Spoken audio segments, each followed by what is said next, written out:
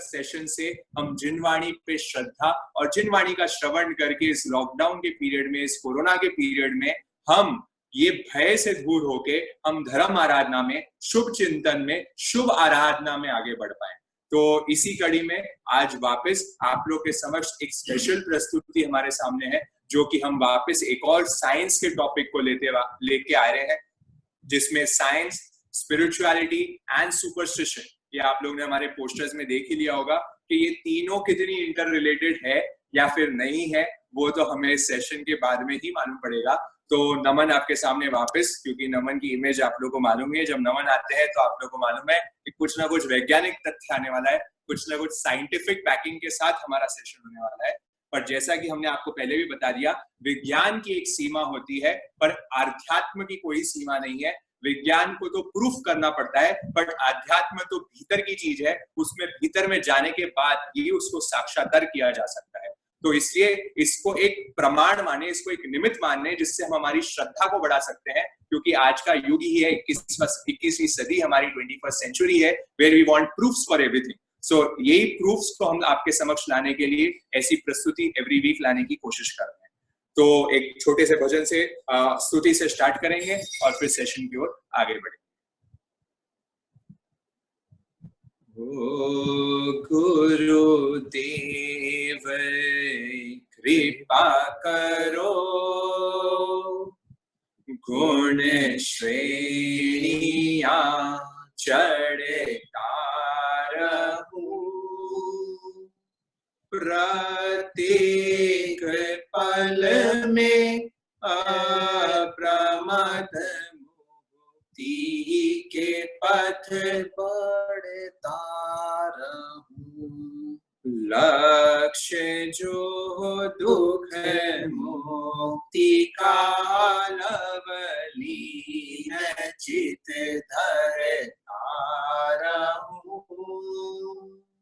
उपसर्ग परिसय जीत कर नीचे आत्मा रमता चलूं।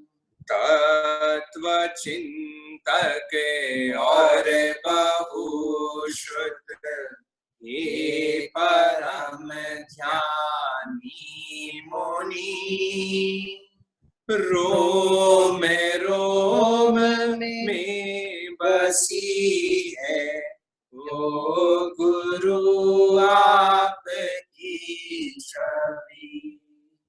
निसंगता निर्मोहता शुद्ध संत की पहचान है।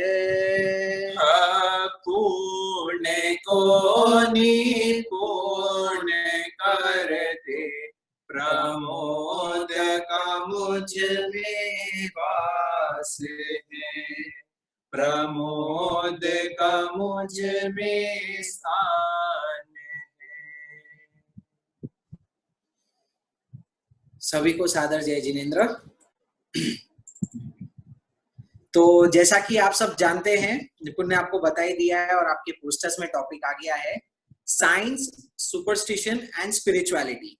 तो ये एक नई सीरीज मैंने प्लान की है, जिसमें हम लोग ये सोच रहे हैं कि क्योंकि बहुत वास्ट फील्ड है, बहुत सारी साइंटिफिक रिसर्च है और काफी सारी एनालॉजीज है, तो मैं सोचा कि क्या मालूम ये एक सीरीज चालू करते हैं, wherein under this series we will cover different topics which will explore all three angles, कि क्या जो चीजें हमें सुपरस्टिशियस लग रही है वो सुपरस्टिशन की कैटेगरी में आती है, साइंस की कैटेगरी में आती है, या साइंस स्पिरिचुअलिटी ओवरलैप होते हैं। ऐसे ये सीरीज को प्लान किया गया है। ये सीरीज की शुरुआत आज से की जा रही है और आज इस सीरीज के अंदर, जैसा आपने देखा होगा पोस्टर्स में जिनने भी पढ़ा है, जो टॉपिक कवर होने वाला है वो है eclipse. And I guess you know the reason why. आप सब जानते हैं कि कल सूर्य ग्रहण है, tomorrow is an annual solar eclipse, और बहुत सारे लोगों के व्हाट्सएप पे मैसेज आए होंगे अलग अलग कि सूर्य ग्रहण के वक्त ये करना है वो करना है, चाहे हमारे आ रहे हो चाहे दूसरी परंपराएं के आ रहे हो, बहुत मैसेजेस सर्कुलेट हुए। तो इतने टाइम से we have been expose to this information, पर आइए देखते हैं कि इसकी सिग्निफिकेंस क्या है, एक्लिप्स की और इससे रिलेटेड साइंस क्या है। तो जैसा कि हम देख रहे हैं, पहले हम जो चीज डिस्कस करने वाले हैं वो है साइंटिफिक एंगल। साइंस क्या कहती है? We are only gonna deal with pure science, pure research. So let's see what does it say. तो जैसा आपने पोस्टर में देखा था, हमने बताया था हम आज डिस्कस करेंगे आपके सामने अमावस्या और पूर्णिमा के बारे में भी। तो आप सब जानते हैं हमारे यहाँ पे अमावस पूनम को काफी सिग्निफिकेंस दिया गया है, आपने बहुत सारी चीजें सुनी होगी। तो पहले देखते हैं साइंस क्या कहता है। So amavasya is nothing but new moon and purnima in science is called as full moon. तो इसकी बेसिक साइंस समझ लीजिए, स्क्रीन पे आपको दिख रही है। तो न्यू मून यानी अमावस्या के दिन क्या होता है, सूर्य और धरती के बीच में मून आ जाता है, जिसकी वजह से मून की लाइट रुक जाती है। So at this point of time you can see moon closest to earth in monthly orbit. Moon और सन का अलाइनमेंट हो जाता है और मून बिटवीन आ जाता है, उसलिए हमें सूरज की प्रकाश की वजह से वो कहीं ना कहीं काला प्रतीत होता है। सेकेंड जो आता है पूर्णिमा यानी फुल मून।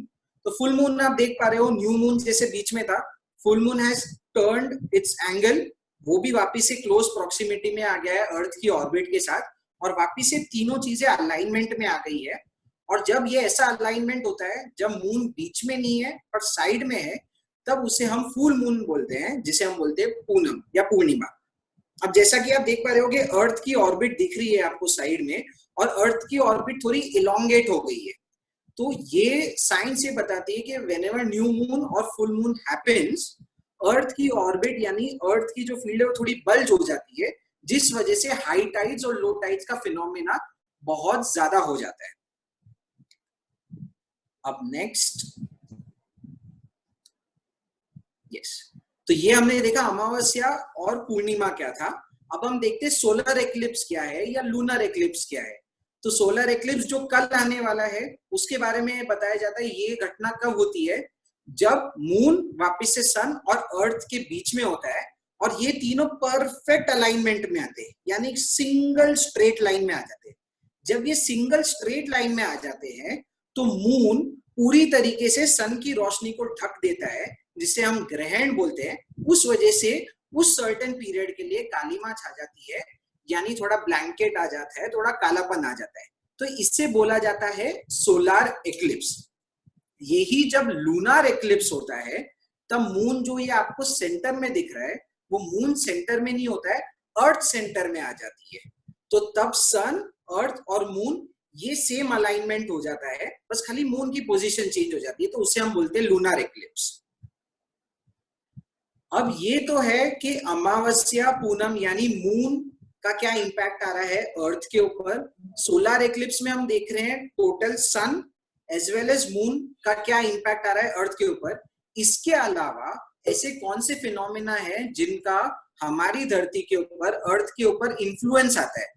तो उसमें बोला जाता है कि कॉस्मिक रेस, जो भी एस्ट्रोफिजिक्स के बारे में जानते होंगे या जिनने साइंस पढ़ी है वो ये जानते हैं कि सब प्लैनेट्स या दूर के स्टार्स भी अपनी रेडिएशन, अपनी रेस को छोड़ते हैं। वो रेस को हम कॉस्मिक रेस बोलते हैं। वो कॉस्मिक रेस भी अर्थ के ऊपर हिट करती है, जैसा कि आपको लेफ्ट साइड की इमेज में दिख रहा होगा कि अलग अलग कॉस्मिक रेस अर्थ को आके हिट करती है, जिसे हम बोलते हैं अल्ट्रावायलेट रेडिएशन हो गया, इंफ्रारेड हो गया, गामा वेव्स हो गए, ऐसे बहुत सारी वेव्स आके हिट करती है। सेकेंड है सोलर एक्टिविटी। तो अगर आपने टर्म सुना होगा सोलर फ्लेयर्स या सोलर सनस्पॉट्स आते हैं, यानी जब सन में बहुत गतिविधियां बढ़ जाती है तो सोलर फ्लेयर्स छोड़ता है, जिसे हम सोलर एक्टिविटी बोलते हैं। वो सोलर फ्लेयर्स या वो सोलर रेडिएशन भी अर्थ के ऊपर हिट करता है। और थर्ड है शूमन रेजोनेंसेस। अब ये शूमन रेजोनेंसेस क्या होता है ये हम आगे की स्लाइड में डिस्कस करेंगे। तो in addition to eclipses moon, there are cosmic rays, there are solar activity and there are Schumann resonances that influence the अर्थ।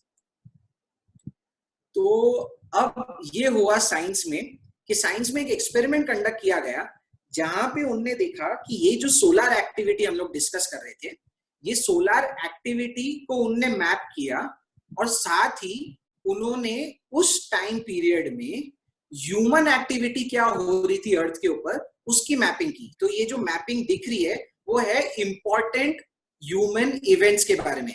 चाहे वो वॉर्स हो, स्ट्राइक्स हो, नए टाइप का पीस एनवायरनमेंट हो या स्ट्रेस एनवायरनमेंट हो, यानी जो भी महत्वपूर्ण घटनाएं हुई है उस टाइम पीरियड के अंदर उसे मैप किया गया ह्यूमन एक्टिविटी में, और साइमल्टेनियसली सोलर एक्टिविटी को मैप किया है, और उसके रिजल्ट आपको सामने स्क्रीन पे दिख रहे हैं।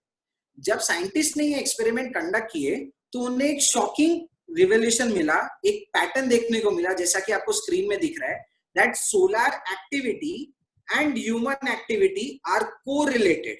तो जैसा कि आप स्क्रीन पे देख पा रहे हैं, नीचे जो रेड लाइन है वो सोलर एक्टिविटी को बता रही है over the years, right from 1750 to 1920, और वही टाइम पीरियड के दौरान मेजर ह्यूमन इवेंट्स क्या क्या हुए, चाहे वो घटनाएं हुई, चाहे स्ट्रेस हुआ, चाहे प्रेसिडेंशियल इलेक्शन हुआ जिसने धरती को बहुत झकझोरा, वो वाली एक्टिविटीज को जब मैप किया गया तो देखा वो एग्जैक्टली कोइंसाइड हो रही थी। यानी जब जब सोलर एक्टिविटी की पीक आ रही थी तब हमारे यहाँ पे भी कुछ बड़ा इवेंट हुआ था, और जब इसके ट्रफ्स आ रहे थे यानी डाउनफॉल आ रहा था, तब एक्टिविटी या धरती पे जो हम बोलते हैं समता है या थोड़ी नॉर्मल सिचुएशन से वो ज्यादा हो रही थी।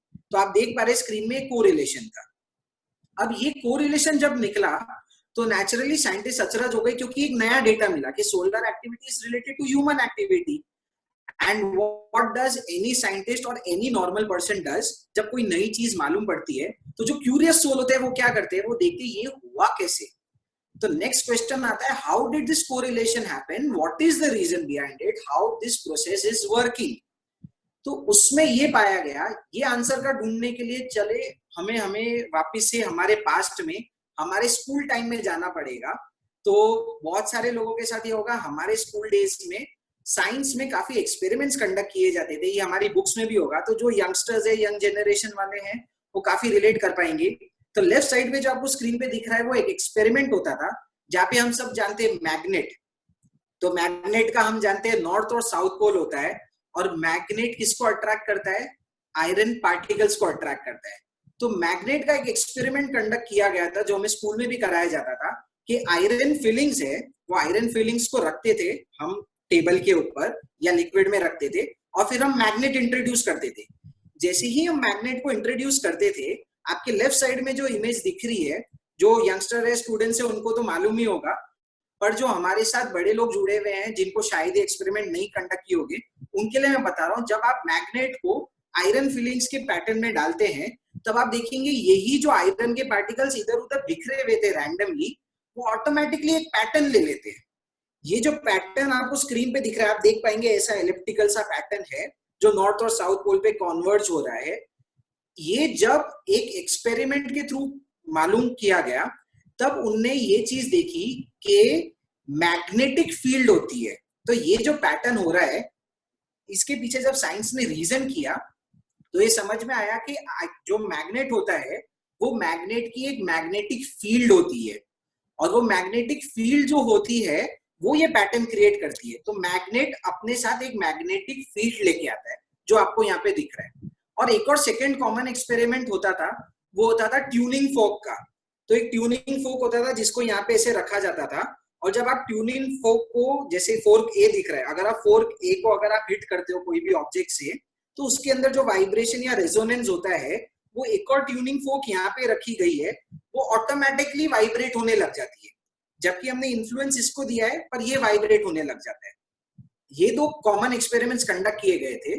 तो ये स्कूल में इसलिए लेके जा रहे हैं क्योंकि इससे मालूम पड़ता है there is something known as magnetic field. Iron के पास एक मैग्नेटिक फील्ड होती है। अब इसका सिग्निफिकेंस क्या है, जब ये आयरन की मैग्नेटिक फील्ड थी तो साइंटिस्ट ने सर्च किया क्या अर्थ, हमारी जो धरती है वो भी एज अ होल, उसकी भी क्या कोई मैग्नेटिक फील्ड है क्या। तो ऐसा थियराइज था कि अर्थ भी आयरन की तरह एक सिमिलर मैग्नेटिक फील्ड को कैरी करती है। और ये आपके सामने वो इमेजेस है जिसका नाम दिया गया है मैग्नेटिक फील्ड विजुअलाइजेशन, जो नासा की थेमिस प्रोजेक्ट है उसके थ्रू इमेजेस आई है। तो ये इमेजेस में बाहर सैटेलाइट और प्रोब से देखा गया कि क्या अर्थ की मैग्नेटिक फील्ड का कोई विजुअल प्रूफ मिलता है क्या। और जैसा कि आप स्क्रीन पे देख पा रहे हैं, स्क्रीन में जो आपको व्हाइट सर्कुलर डॉट दिख रहा होगा, छोटा सा जो व्हाइट डॉट है, वो मालूम है वो व्हाइट डॉट क्या है? वो व्हाइट डॉट हमारी अर्थ है, हमारी पृथ्वी है, जो इतनी छोटी सी दिख रही है। और अगर आप व्हाइट डॉट की सराउंडिंग में पैटर्न देखोगे तो आपको सिमिलर पैटर्न दिखेंगे जो हमें आयरन के वक्त दिखे थे। जैसे कि ये पहले की स्क्रीन पे आप देखिए ये पैटर्न कैसा आ रहा है, और अब देखिए ये व्हाइट डॉट के आजू बाजू आपको कैसे पैटर्न नजर आ रहे हैं। ये प्रोजेक्ट से जो अब तक थियराइज किया गया था उसका विजुअल प्रूफ मिल गया that earth also has its own magnetic field. अब जो हमारे पहले के साइंस के सेशन से जुड़े हुए हैं, हमने साउंड के वक्त लिया था, या जो हमारा सबसे फर्स्ट सेशन था जिसमें हमने बोला था secrets of the universe, if you have to find the secrets of the universe you have to think in terms of energy, frequency and vibration. तो ये एनर्जी, फ्रीक्वेंसी, वाइब्रेशन का यहाँ कल्मिनेशन है, ये हमेशा रिलेट होते रहेगा। तो ये मैग्नेटिक फील्ड्स है, इससे मालूम पड़ा कि अर्थ की खुद की एक फ्रीक्वेंसी है, अर्थ भी अपने आप में रेजोनेट करता है, वाइब्रेशंस कैरी करता है। यस, ये अर्थ जैसे निपुण बोल रहा है, ये अर्थ की ऑरा जैसा हो गया जो हमें इमेजेस में दिख रहा है। तो ये अर्थ की मैग्नेटिक फील्ड दिखी, ये अब देखिए ये सब क्यों हो रहा है, क्योंकि अब तक साइंटिस्ट क्या फिगर आउट करना चाहते हैं, सोलर एक्टिविटी और ह्यूमन एक्टिविटी के बीच का कारण क्या है। तो कारण उनको लगा कि मैग्नेटिक फील्ड है। अब उनको समझ में आ गया चलो मैग्नेटिक फील्ड करके कुछ होता है। अब मैग्नेटिक फील्ड, अब मालूम तो पड़ गया मैग्नेटिक फील्ड होती है, पर उसको मेजर कैसे किया जाए, मैग्नेटिक फील्ड की मेजरमेंट करनी पड़ेगी। तो मैग्नेटिक फील्ड की मेजरमेंट को साइंस बोलती है समथिंग नोन एज शूमन रेजोनेंसेस, जो हमने पहले की इमेज में देखा था। ये शूमन रेजोनेंसेस है क्या? शूमन रेजोनेंसेस वो है कि हमारी अर्थ की मैग्नेटिक फील्ड क्या है, उसकी वाइब्रेशन क्या है, उसकी फ्रीक्वेंसी क्या है। तो आप सब लोगों ने वापस से स्कूल डेज में ज्योग्राफी में और साइंस में पढ़ा होगा, अर्थ के आजू बाजू एटमॉस्फेयर है, फिर there is something known as ionosphere. तो ये आयोनोस्फीयर होता है, इसको आप समझ लीजिए ये एक सोप की बबल की तरह होता है। जैसे हम देखते हैं ना सोप का बबल होता है और उसके अंदर चीजें कैप्चर हो जाती है जो भी उसके अंदर रिटेन हो गई है, वैसे ही हमारे अर्थ के आजू बाजू एक आयोनोस्फीयर है। और जब अर्थ की मैग्नेटिक फील्ड्स यानी मैग्नेटिक वाइब्रेशंस जब अर्थ से निकलती है, वो वाइब्रेशंस ये आयोनोस्फीयर को हिट करती है और वापस से आ जाती है अंदर, क्योंकि ये सोप बबल है, कवर करके रखा हुआ है। तो जो भी अर्थ की वाइब्रेशंस हो रही है वो वाइब्रेशंस कैरी होती है, आयोनोस्फीयर की सीलिंग को हिट करती है और अंदर आ जाती है। ये मैकेनिज्म की वजह से ही हम ये माप सकते हैं कि अर्थ की मैग्नेटिक फ्रीक्वेंसीज क्या है। और जैसा कि आप इस सर्कल में देख पा रहे होगे ये जिगजैग है, तो ये ऐसा नहीं है कि किसी ने स्क्रीन में आके स्क्रिबलिंग कर दिया, मार्किंग कर दिया जो पहले हो रहा था। ये एक्चुअल इमेजरी है जिसमें ये बता रहा है कि अर्थ की जो ये रेजोनेंसेस है वो कैसे अंदर आ रही है। यही वो टेक्नोलॉजी है जिसके पीछे आप देखोगे ना कि मोबाइल है, तो बहुत सारे लोगों को क्वेश्चन आता है ये मोबाइल का मैकेनिज्म वर्क कैसे करता है। तो मोबाइल हम सब जानते हैं रेडियो वेव्स के ऊपर चलता है। अब ये रेडियो वेव्स चलती कैसे है, यहाँ पे सेल ब्रॉडकास्टिंग टावर्स है, वो रेडियो वेव्स को एटमॉस्फेयर में छोड़ते हैं, और यही जो आयोनोस्फीयर है इसको ऐसा समझ लो आप वो सीलिंग है, वहां वो हिट होता है और वही रेडियो वेव्स वापिस से यहाँ पे आ जाती है। And that radio waves carries signal, carries information. वो रेडियो वेव के ऊपर जो मैं यहाँ पे आपके सामने बोल रहा हूँ, मेरे वर्ड्स बाहर हिट करके वापिस से आके आपके पास एक इक्विपमेंट है जिसमें कैप्चर करके आपको इंफॉर्मेशन आ रही है। तो रेडियो वेव्स को अगर उसके लिए हम इंफॉर्मेशन को कैरी कर सकते हैं, सिमिलरली हम मैग्नेटिक वाइब्रेशन से भी इंफॉर्मेशन को पास ऑन कर सकते हैं। मैं आप लोग से एक क्वेश्चन पूछना चाहता हूँ पोल पे, तो आप लोग वापस अपने चैट बॉक्स पे आ जाए और उस पे बताइए हमें कि कितने जनों को लगता है कि नमन साइंस फील्ड से है, उनका बैकग्राउंड साइंस का है, उनकी एजुकेशन साइंस में है, ऐसे कितने जनों को लगता है यहाँ पे। तो वो अपने चैट बॉक्स पे आंसर रखे।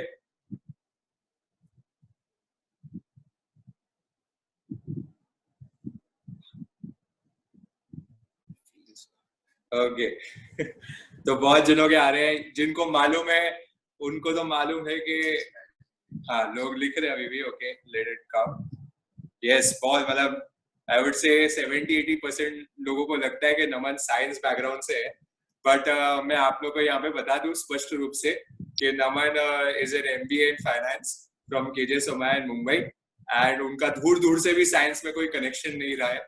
वो 11 से ही कॉमर्स फील्ड में रहे, बाद में MBA किया और साइंस कहीं नहीं किया। बट दिस शोज कि if a person is genuinely interested in spirituality and he wants to relate it with science, वो सिर्फ अपने रिसर्च के दम पे, क्योंकि आजकल आप जानते हैं गूगल इज गॉड, ये हमने कोई हमारी उत्पत्ति तो है नहीं कि हम लोग खुद ने रिसर्च करके डायग्राम बना दिए, ये सब हमारे गूगल भगवान ने बताया। और वो भगवान को अगर जो एक्सेस करना चाहता है, रिसर्च करना चाहता है, तो वो अपने आप में साइंटिस्ट बन सकता है। रिसर्च करते हुए वही रिसर्च को साइंस के लिए, स्पिरिचुअलिटी के लिए यूज कर सकता है। तो कभी कभी तो मुझे भी लगता है कि मैं कोई साइंटिस्ट से बात कर रहा हूँ, बट आप देखेंगे इतनी जो स्कूल वाली रिसर्च है, मैं तो ये अभी उत्सुक इसलिए हो रहा हूँ कि ये क्या करने वाले हैं, ये क्यों हमें स्कूल की साइंस बता रहे हैं, इसका रिलेशन हमारी अध्यात्म से कैसे है, स्पिरिचुअलिटी से कैसे है, वो आगे अब सेशन में मुझे लगता है आने वाला है। तो नमन हमें बताइए आगे कि कैसे अभी क्या रिलेट होने वाला है। तो मैं तो बड़ा उत्सुक हूँ, मेरे ख्याल से यहाँ पे सभी जन भी काफी एक्साइटेड है इस चीज के लिए। एज ऑलवेज निपुण की आप कला जानते ही हो, वो कोई भी पर्सन आता है उसको बहुत अच्छे से चढ़ा सकता है। उसमें ये कला है कि वो बहुत सब लोगों को दिल से अप्रिशिएट करता है, चाहे वो कैसे भी हो। तो thanks again for the kind introduction और एक समा बांधने के लिए। तो जैसा कि हम डिस्कस कर रहे थे, ये ह्यूमन रेजोनेंसेस है, यानी मैग्नेटिक फील्ड को जिस तरीके से मेजर किया जाता है उसको हम बोलते हैं ह्यूमन रेजोनेंसेस। अब इससे क्या हुआ, अब हमें मालूम पड़ गया कि मैग्नेटिक फील्ड वर्क कर रही है और मैग्नेटिक फील्ड होती है जो ह्यूमन रेजोनेंसेस से मापी जाती है। अब जैसे लेफ्ट साइड में आप डायग्राम में देख पा रहे हो, तो ये एक एनिमेशन है जिससे आपको क्लियर एक इमेज दिखाई जा रही है। रियल इमेज तो आपने नासा की देखी, अब यहाँ पे आप देख सकते हो कि अर्थ की मैग्नेटिक फील्ड्स दिख रही है। और सबसे शॉकिंग चीज क्या है, अर्थ की मैग्नेटिक फील्ड्स तो दिख रही है, पर राइट साइड की इमेज में आप देखिए, अब साइंटिस्ट को एक पार्ट तो क्लियर हो गया कि सोलर एक्टिविटी और ह्यूमन एक्टिविटी जो चल रही है ना, उसके बीच में कहीं ना कहीं ये मैग्नेटिक फील्ड का कुछ ना कुछ तो काम है। पर ये मैग्नेटिक फील्ड एक्सप्लेन कर रही है कि सोलर की जो एक्टिविटी हो रही है वो अर्थ को हिट कर रही है, तो ऑब्वियसली अर्थ की मैग्नेटिक फील्ड को ऑल्टर कर रही है, तो दैट पार्ट इज सॉल्व्ड। पर ह्यूमन एक्टिविटी जो हमने देखा कि ह्यूमन एक्टिविटी भी चेंज हो रही थी, तो ये ह्यूमन एक्टिविटी क्यों चेंज हो रही है? मैं तो अर्थ नहीं हूं, अर्थ अलग है, अर्थ की एक्टिविटी चेंज होगी तो समझ में आता है, ह्यूमन एक्टिविटी कैसे चेंज हो रही है और सिंक में कैसे आ रही है। इसके लिए जब साइंस ने रिसर्च किया तो साइंस को ये मालूम पड़ा कि जैसे अर्थ की अपनी एक मैग्नेटिक फील्ड है, वैसे ही हम ह्यूमन बीइंग्स की भी मैग्नेटिक फील्ड होती है। जो आपने सुना होगा, there is something known as electromagnetic radiation. तो जो हमारे साथ पहले के सेशंस में जुड़े थे, इलेक्ट्रोमैग्नेटिक को हम कैसे समझे, जब हमने ब्रेन के सेशन लिए, ब्रेन के हमारे एटलीस्ट 2-3 सेशन हो चुके साइंस में, तो ब्रेन में हमने ब्रेन वेव्स डिस्कस की थी। उसमें हमने बोला था कि ब्रेन में इलेक्ट्रिकल एक्टिविटी होती है। हमने ये भी बोला था ना, ब्रेन में इतनी ताकत है कि वो दिमाग की बत्ती जला देता है, और एक्चुअल बत्ती भी जला सकता है 23 वॉट की। तो एक्चुअल बत्ती कैसे जल रही है? इलेक्ट्रिसिटी से। और इलेक्ट्रिसिटी क्या होता है? Electric waves. तो इलेक्ट्रोमैग्नेटिक में जो इलेक्ट्रो पार्ट है वो तो हमारे ब्रेन से आता है, जो आपको आपकी राइट इमेज में दिख रहा होगा, ब्रेन। और जो मैग्नेटिक पार्ट है, जो मैग्नेटिक फील्ड डिस्कवर हुई है अर्थ की, वो जब साइंस ने रिसर्च किया तो वो मैग्नेटिक फील्ड कहां से उत्पन्न हो रही है? वो हो रही है यहां से, हमारे दिल से, हमारे हृदय से, हमारी भावना से। तो इलेक्ट्रोमैग्नेटिक फील्ड, इसलिए राइट साइड की इमेज में आप देख पा रहे हो, ह्यूमन में इलेक्ट्रो, ब्रेन दिख रहा है, हार्ट दिख रहा है, ये भी अपने आप में एक इलेक्ट्रोमैग्नेटिक फील्ड क्रिएट करती है। सिमिलरली अर्थ की भी इलेक्ट्रोमैग्नेटिक फील्ड होती है। तो जैसे सोलर एक्टिविटी अर्थ की फील्ड को इन्फ्लुएंस करता है, वैसे ही सोलर एक्टिविटी हमारी फील्ड को भी इन्फ्लुएंस करता है। इसलिए देयर इज नो डाउट, अब क्लैरिटी आ गई कि क्यों अर्थ की फील्ड और ह्यूमन फील्ड में कोरिलेशन है। क्योंकि दोनों ही जन, चाहे अर्थ की मैग्नेटिक फील्ड हो चाहे हमारी मैग्नेटिक फील्ड हो, दोनों कॉमन सोर्स से, जिसे हम बार बार बोलते हैं, हमारे अध्यात्म के शब्द में आ जाए, निमित्त से, एक कॉमन निमित्त से दोनों के ऊपर इंपैक्ट हो रहा है। अर्थ के ऊपर भी इंपैक्ट हो रहा है और ह्यूमन बॉडी के ऊपर भी इंपैक्ट हो रहा है। तो यहां से ये समझ में आया, तो यू हैव टू रिमेम्बर कि हमारे यहाँ पे भी एक इलेक्ट्रोमैग्नेटिक फील्ड है। तो ये पहली कहीं ना कहीं सॉल्व हो गई।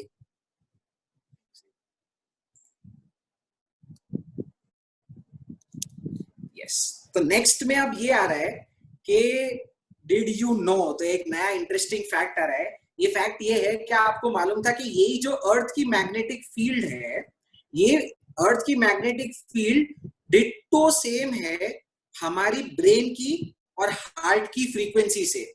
तो सबको पहले का हमारा सेशन याद है, जब हमने ब्रेन के सेशन में डिस्कस किया था ब्रेन वेव्स के बारे में, तो आप जानते हो हमने ये ब्रेन वेव्स बताई थी, brain waves, brain frequency, delta, theta, alpha, beta, gamma, right.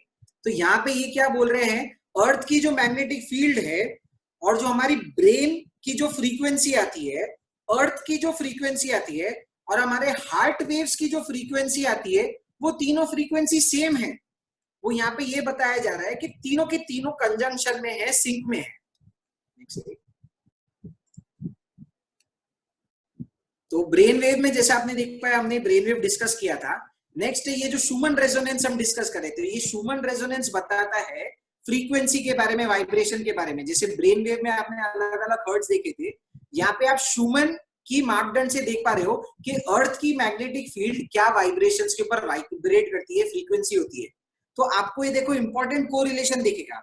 सबसे फर्स्ट आप देख पा रहे हो शूमन रेजोनेंसेस, उनने देखा कि लगभग 6 से 8 अलग अलग कैटेगरी आती है अर्थ की मैग्नेटिक वाइब्रेशंस की। उसमें आप फर्स्ट कैटेगरी देखोगे, which is the most important और रिकरिंग इवेंट, जिस जो वाइब्रेट होती है, अर्थ मेजरली वाइब्रेट होती है 7.8 हर्ट्ज की फ्रीक्वेंसी पे। और ये पिछली स्लाइड अगर किसी को याद है तो पिछली स्लाइड में दिख रहा है अल्फा ब्रेन वेव्स की अगर आप देखोगे तो 8 हर्ट्ज से 13 हर्ट्ज आता है। यानी अर्थ की जो मैग्नेटिक फील्ड है वो हमारी ब्रेन की अल्फा स्टेट से बहुत रेजोनेट करती है। सिमिलरली 14 टू 30 हर्ट्ज के अंदर हमारी बीटा ब्रेन वेव्स आ जाती है और 30 से 35 हर्ट्ज के बाद का जो सेक्शन है वो गामा ब्रेन वेव्स का आ जाता है। तो एक तरीके से जैसे हमने ब्रेन के सेशन में बताया था कि हम अलग अलग ब्रेन वेव पैटर्न से गुजरते हैं, कभी बीटा में, कभी अल्फा में और सुपर कॉन्शियस में गामा में चले जाते हैं, वैसे ही अर्थ भी ये साइकिल्स को अडॉप्ट करती है। तो इसलिए अर्थ, ब्रेन और हार्ट तीनों की फ्रीक्वेंसीज मैच होती है। अब इसका सिग्निफिकेंस क्या हुआ, साइंटिस्ट ने एक और नया एक्सपेरिमेंट किया। ये एक्सपेरिमेंट में इनने क्या किया कि जो अब तक ब्रेन का तो आपको बता दिया कि ब्रेन का कोरिलेशन आ गया अर्थ की मैग्नेटिक फील्ड के साथ, अब वो देखना चाहते हैं कि हार्ट की क्या कोरिलेशन है। तो हार्ट में उनने हार्ट सेंसर्स है, उनने एक एक्सपेरिमेंट कंडक्ट किया जिसमें उनने वॉलंटियर्स के हार्ट पे सेंसर्स लगाए फॉर 30 डेज और जो हार्ट की रेट है उसको मॉनिटर किया, हार्ट की जो वाइब्रेशन है उसको मॉनिटर किया। और वो वाइब्रेशंस का जब डेटा पॉइंट उनने ग्राफ में निकाला तो आपके सामने दिख रहा है दो फील्ड्स है। एक है जो ये बता रहा है अर्थ की मैग्नेटिक फील्ड। तो अर्थ की मैग्नेटिक फील्ड वही टाइम पीरियड में, जैसा कि आप देख पा रहे हैं 9/9/2011 से लेके 9/20/2011 तक, ये टाइम पीरियड में उनने अर्थ की मैग्नेटिक फील्ड की वाइब्रेशंस देखी और वही टाइम पीरियड में उनने ह्यूमन हार्ट की फ्रीक्वेंसी और वाइब्रेशन फील्ड्स को देखा। और जब ये दोनों डेटा का उनने साथ में ग्राफ पे डाला तो उनको एक और शॉकिंग रिविलेशन मिली कि जैसे जैसे अर्थ की मैग्नेटिक फील्ड चेंज हो रही है वैसे ही हार्ट की मैग्नेटिक फील्ड भी चेंज हो रही है। इससे ये प्रूव हो जाता है कि हार्ट की मैग्नेटिक फील्ड और अर्थ की मैग्नेटिक फील्ड भी सिंक में होती है। तो अगर अर्थ की मैग्नेटिक फील्ड में अगर कोई चेंज होगा तो ऑटोमेटिकली हमारी हार्ट की मैग्नेटिक फील्ड में भी चेंज हो जाता है। अब इसका सिग्निफिकेंस क्या है, पहले साइंस बोल रही है सोलर एक्टिविटी से, बाहर की एक्टिविटी से अर्थ की मैग्नेटिक फील्ड इन्फ्लुएंस होती है, और अब ये नई साइंस बता रही है कि अगर अर्थ की मैग्नेटिक फील्ड इन्फ्लुएंस होती है तो तुम्हारी ब्रेन, तुम्हारा हार्ट यानी पूरा तुम्हारा ह्यूमन सिस्टम अर्थ की वाइब्रेशन से कनेक्टेड है। तो अगर सोलर एक्टिविटी की वजह से अर्थ की वाइब्रेशन हिल रही है तो अर्थ की वाइब्रेशन के साथ साथ तुम्हारी वाइब्रेशन पैटर्न्स भी हिलेगा, जो आपके सामने डेटा में आपको दिख रहा है। ये है सब साइंटिफिक डोमेन की चीज। अब आपको साइंस समझ में आ गई। अब हम आ रहे हैं हमारे नेक्स्ट पॉइंट पे, क्योंकि बहुत साइंटिफिक हो गया, साइंस बताना जरूरी है जिनको इंटरेस्ट होता है। अब नेक्स्ट पार्ट है कि इसका स्पिरिचुअलिटी और सुपरस्टिशन के साथ क्या कनेक्शन है, ये हम चीजें क्यों डिस्कस कर रहे हैं। तो जैसा कि देखा जाता है, अब ये चीज से हमें समझ में आ गया कि हमारी मैग्नेटिक फील्ड कैसे चेंज हो रही है। अब आते हैं हमारे मेन पॉइंट पे कि अमावस्या, पूर्णिमा, सोलर एक्लिप्स, लूनर एक्लिप्स, ग्रहण, सोलर स्पॉट्स, सोलर फ्लेयर्स, ये जब एक्सटर्नल एक्टिविटीज होती है यूनिवर्स में, इसका प्रभाव क्या हो रहा है, ये सब मैग्नेटिक फील्ड को चेंज कर रहे हैं, अर्थ की और ह्यूमन बीइंग की भी। तो अगर ये मैग्नेटिक फील्ड इतनी रैपिडली चेंज होती है तो अगर हम इसको कॉन्शियसली चेंज करें तो हम कोई भी चीज को उपलब्ध कर सकते हैं। एग्जाम्पल के तौर पे हम यहाँ पे देखेंगे कि अमावस्या और पूर्णिमा हमने देखा था, ये आपको ध्यान में, अमावस्या और पूर्णिमा। अब हम देखते हैं अमावस्या और पूर्णिमा में स्पिरिचुअलिटी में इस चीज का कैसे यूज किया गया है।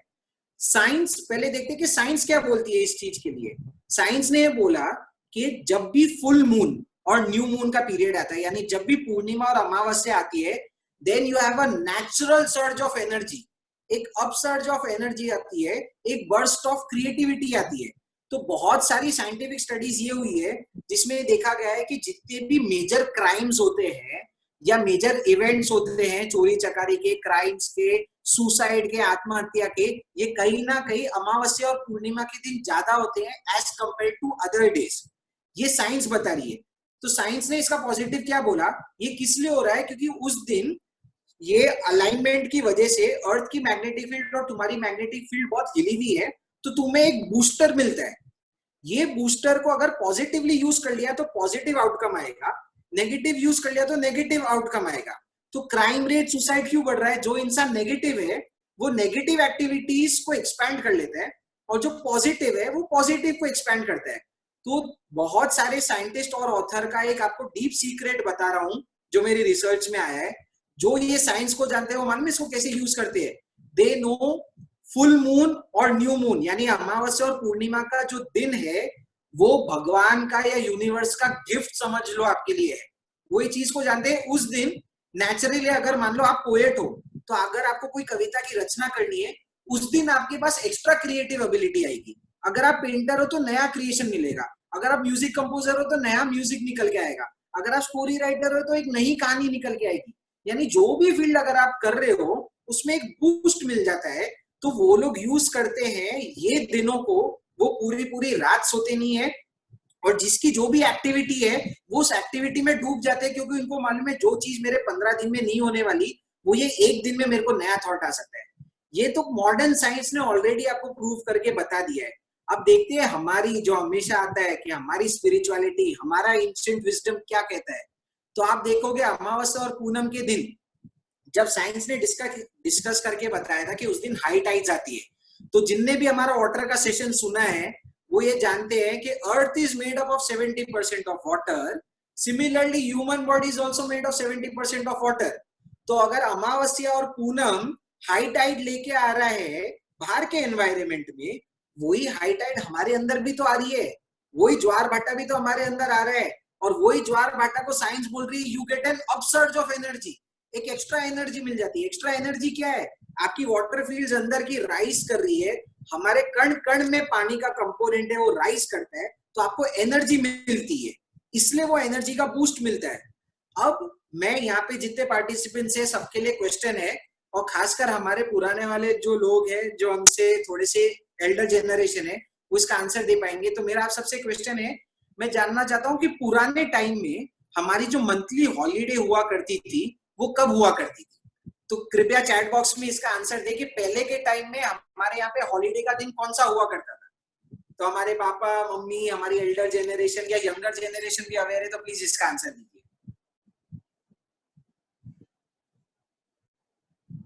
यस, सबके आंसर आने चालू हो गए ऑलरेडी, और सबने, हाँ, सबने प्रॉपर्ली आंसर किया हुआ है। यहाँ पे आ रहा है अमावस। हाँ, कारीगर जिन्होंने घर का काम करा है उनको बहुत अच्छे से मालूम है ये चीज कि कारीगरों की छुट्टी होती है वो दिन, अमावस के दिन, और वो लोग बिल्कुल भी नहीं आते घर पे। क्योंकि अभी पीक टाइम है, सब ऑलमोस्ट ज्यादा जन अभी जुड़े हुए हमारे साथ, तो मैं एक अनाउंसमेंट कर ही देता हूँ लोगों के लिए कि हमारा, क्योंकि नमन आपके सामने बहुत सारे पहले के सेशंस के बारे में यहाँ पे बताए जा रहे हैं, तो आप लोग कृपया करके जिनको भी पुराने सेशंस किसके मिस हुए हुए हैं वो लोग YouTube हमारा चैनल है जिसकी लिंक अभी आपको चैट बॉक्स पे भी दिख जाएगी, वहां पे आप जरूर वो YouTube चैनल को सब्सक्राइब करें। और वहां पे हमारे अभी तक ऑलमोस्ट बहुत सारे सेशंस हमने वहां पे अपलोड किए हुए हैं। तो प्रीवियस 56, क्योंकि हमने बताया आपको 57वां सेशन है आज, पहले के जितने वीडियोस है वहां सब अपलोडेड है। अलग अलग प्लेलिस्ट भी बनी हुई है, भजन की, मेडिटेशन की और नॉर्मल सेशंस की, ऐसे अलग अलग प्लेलिस्ट भी हमने आप लोगों के लिए बना के रखी हुई है। तो आप लोग वहां पे आराम से उसको व्यू करके इसका फायदा उठा सकते हैं। और दूसरी, हमारे चैट बॉक्स पे अभी भी जो लोग एडेड नहीं है, ठीक है। अभी तक हमारे यूटर्न के 5 ग्रुप्स बने हुए हैं व्हाट्सएप पे। अगर आप 5 ग्रुप में से एक भी ग्रुप में एडेड नहीं है तो आप लोग को वो लिंक भी अभी चैट बॉक्स पे आ गई है, वो भी आप लोग को क्लिक करेंगे वो लिंक पे, आप लोग उस पे ऐड कर सकते हैं, ताकि फ्यूचर की जितनी भी हमारे सेशंस होंगे या जो भी डिस्कशंस होते हैं वो चैट बॉक्स पे व्हाट्सएप पे आ जाते हैं। पर मैं रिक्वेस्ट करूंगा 5 ग्रुप में से केवल एक ही ग्रुप में एड हो जाए। ऑलरेडी हमारे पास 1001 जनों का डेटाबेस है हमारे फैमिली में, हमारी यूटर्न कम्युनिटी में ज्वाइंटेड है। 1000 से भी पहले हमारे 1000 लोग जुड़े हुए थे अलग अलग कैंप्स के वक्त, तो ऑलमोस्ट 2000 लोगों की कम्युनिटी है। तो सभी जन एक ही ग्रुप में ऐड होंगे, जो सबका पर्पस एक ही है, सब में सेम ही इन्फॉर्मेशन आएगी। और जितने जनों को आप लोग ऐड इन कर सकते हैं, क्योंकि आप लोग हमारे सेशंस मालूम पड़ गए, सब लोग अपनी प्रभावना का एम रखें, सब लोग कृपया करके एक एक जन को जोड़ें, ताकि नए नए जन इसमें जुड़ पाएंगे और ये कम्युनिटी को हम और एक्सपैंड कर सकते हैं, हमारी यूटर्न फैमिली को और बड़ा कर सकते हैं। कल का सेशन भी वेरी स्पेशल सेशन होगा। अगेन हमारे समक्ष आएंगे संतोष भैया, संतोष राका, जो कि लास्ट संडे भी आए थे आप लोगों के सामने, और वापस हमारा जो टॉपिक चल रहा था 6 वेज ऑफ नेचुरल प्यूरिफिकेशन, उसका कल 3rd पार्ट होगा, और जिसमें हम प्रतिक्रमण सूत्र उसके 3rd पार्ट लेने वाले हैं, कैसे हम नेचुरली प्योरीफाई कर सकते हैं खुद को, वो टॉपिक कल लेने का प्रयास रहेगा। तो कल भी आप लोग सेम टाइम पे जुड़े।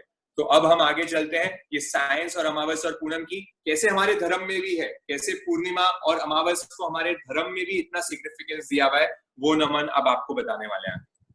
Yes, so coming back to the topic, जैसा कि आप सब जानते हैं, आप लोगों ने राइट आंसर दिया है कि अमावस्या के दिन पहले छुट्टी होती थी, और सब जन ये जानते हैं, चाहे कारीगर हो या इनफैक्ट आपकी घर की जो भी बाई होगी या जो वर्कर क्लास है, लेबर क्लास है, वो अभी भी अमावस्या के दिन ही छुट्टी लेती है। तो क्या कभी हमारे अंदर ये नेचुरल क्यूरियोसिटी नहीं आई, क्वेश्चन नहीं आई कि हम लोग संडे को छुट्टी लेते हैं, ये अमावस्या के लिए ही क्यों इतना करते हैं? क्या दिक्कत हो गई है? आजकल हम समझते कि हम ज्यादा ज्ञानी है क्योंकि we are there into the modern education system, पर जब ये साइंस को ही और पढ़ते हैं और हमारी धर्म की साइंस को पढ़ते हैं, तब ऐसा लगता है कि हमारी नॉलेज कहीं ना कहीं बहुत पुरानी हो गई है। और ये जो लेबर क्लास है, जो अब तक एंशिएंट विजडम को कैरी कर रहे हैं, ये लोग कितने साइंटिफिक है। तो क्या आप जानते हैं, कभी अगर होता है तो आप ये सेशन के बाद उनसे पूछिएगा कि अमावस्या के दिन वो लोग छुट्टी क्यों लेते हैं और अमावस्या का ही सिग्निफिकेंस क्या है। आपको हिस्ट्री बता दूं क्या थी। जब तक ब्रिटिशर्स का इन्वेजन नहीं हुआ था इंडिया में, उसके पहले यही जो आप लोगों ने आंसर दिया वही हमारा प्रोटोकॉल था कि हमारी जो मंथली हॉलीडेज होती थी वो अमावस्या के दिन होती थी। पर जब से ब्रिटिशर्स आए, ब्रिटिशर्स ने नया सिस्टम चालू किया कि every Sunday you will have an holiday. So every week का संडे उनने हॉलीडे घोषित कर दिया और अमावस्या के सिस्टम को बंद कर दिया। और अब आप जानते हो कि हमारे लिए आजकल किसी को भी पूछे हॉलीडे का मतलब क्या होता है, so everyone knows Sunday has become a fun day. तो ये कॉन्सेप्ट आता है कि संडे फन डे हो गया है, और हॉलीडे है तो संडे का दिन है, तो क्या करना है, संडे का जैसे ये सेशंस रखे जाते हैं, आप सब लोगों की बहुत बहुत अनुमोदना जो हमारे से जुड़े हुए हैं। आप लोगों का तो क्या कहे, हम संडे को सेशंस लेते हैं, और संडे जो एक्चुअल में पूरे वर्ल्ड के लिए छुट्टी का दिन हो गया है, आप ये आके धर्म की चर्चाएं सुन रहे हैं, एंशिएंट विजडम सुन रहे हैं। वरना तो नॉर्मल क्या बन गया है, संडे फंडे, संडे के दिन हमें क्या करना है, खाना है, पीना है, सोना है, घूमने जाना है, ये हमारा कॉन्सेप्ट बन गया है। पर ये हमारा कॉन्सेप्ट नहीं था, ये ब्रिटिशर्स का कॉन्सेप्ट था, ये ब्रिटिशर्स की फिलॉसफी थी जो हमारे ऊपर आ गई है। ब्रिटिशर्स चले गए तो जैसा हमने बोला, उनकी इंग्लिश लैंग्वेज रह गई है, उनके कल्चरल इन्फ्लुएंसेस रह गए हैं। तो अमावस्या पे अब आते हैं, हमारे यहाँ पे अमावस्या की छुट्टी क्यों दी गई थी। इतने साइंस के आपने सेशन सुने तो आप सब जानते हो कि हमारी पुरानी जो भी विद्या थी वो बहुत साइंटिफिक थी। अमावस्या के दिन अगर आप पूछोगे तो अमावस्या के दिन वो मालूम है छुट्टी लेके क्या करते थे। पहले के टाइम में छुट्टी फंडे नहीं हुआ करता था। पहले के टाइम में जो हम कंटिन्यूसली बता रहे हैं, भारत की धरती का सिर्फ एकमात्र गोल था, मुक्ति मुक्ति मुक्ति। वो ये जानते थे कि मेरा जो एंड गोल है वो है मोक्ष।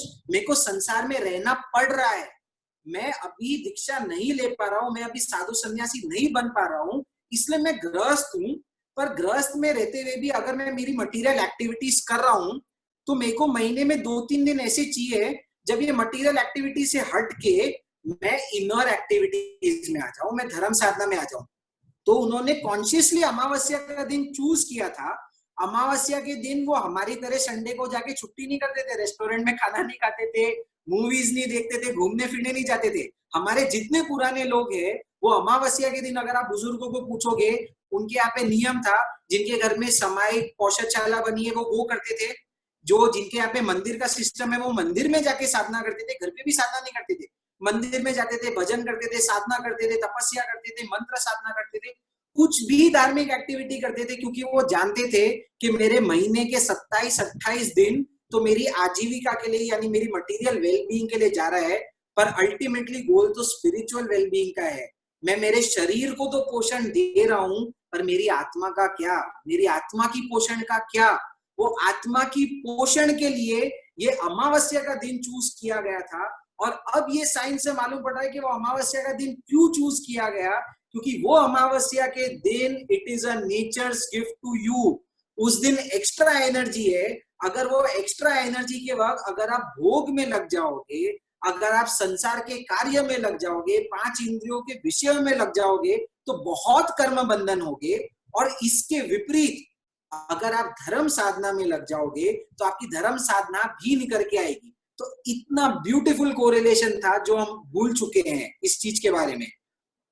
तो इसलिए आप देखेंगे हमारे यहाँ पे भी संघ में है, बहुत सारे आप देखोगे जैनियों में नाम बोला जाता है पूनम या श्रावक। तो आपने देखा होगा पूनम या श्रावक होते हैं, कितने सारे लोग होते हैं जो पूनम पूनम की साधना करते हैं। उनने देख रखा है कि जब भी पूनम का दिन आएगा मैं मेरे गुरु के दर्शन के लिए जाऊंगा, या पूनम अमावस्या का दिन आएगा तो मैं मेरे मंदिर में जाऊंगा।